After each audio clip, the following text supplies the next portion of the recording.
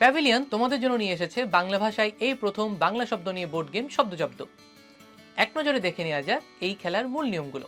এই খেলায় এলোমেলোভাবে ছড়িয়ে থাকা বর্ণগুলো সাজিয়ে বুদ্ধিদীপ্ত উপায়ে বোর্ডে অর্থপূর্ণ শব্দ বানাতে হবে আর পয়েন্ট স্কোর করতে হবে।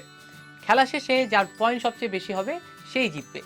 শব্দজব্দ খেলতে পারবে 2 থেকে 4 জন মিলে।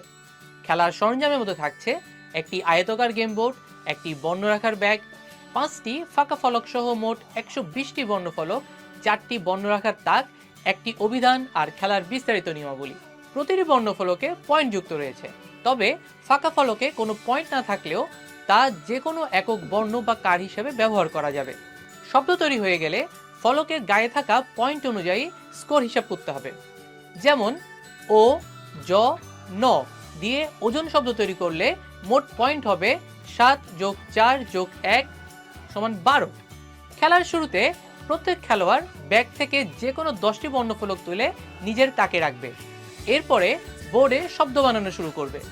বোর্ডের ঠিক মাঝে থাকা তারকা চিহ্নযুক্ত অর্থাৎ স্টার মার্ক করে যে কোনো একটি ফলক রেখে প্রথম শব্দটি বানাতে হবে। শব্দ বানানোর সময় সব বর্ণফলক সোজা বা পাশাপাশি সাজাতে হবে। কোনাকুনিভাবে বর্ণ সাজিয়ে কোনো শব্দ তৈরি করা যাবে না। যে কয়টি বর্ণফলক বসিয়ে শব্দ বানানো হবে সে কয়টি নতুন ফলক কাপড়ের ব্যাগ থেকে আবার নিতে হবে, যেন নিজের তাকে সবসময় 10টি বর্ণফলক থাকে। নতুন শব্দ বানানোর সময় অবশ্যই আগের শব্দের যে কোনো একটি ফলকের সাথে সংযুক্ত হতে হবে।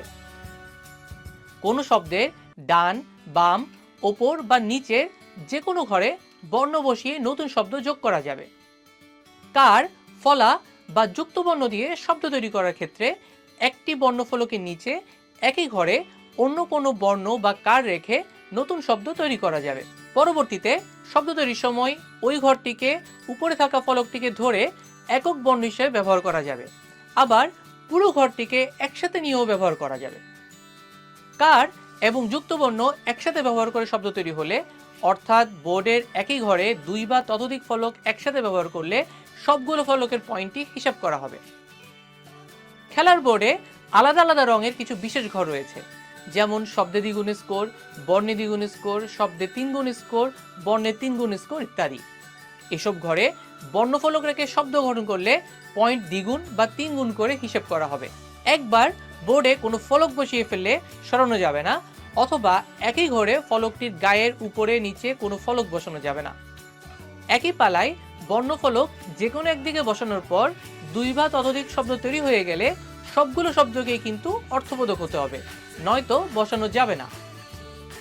খেলোয়াড়রা নিজেদের প্রতিটি পালায় শব্দ গঠন করতে পারবেন, অথবা ফলক অদল বদল করে পাস দিতে পারবেন, অথবা কিছুই না করেও পাস দিতে পারবেন।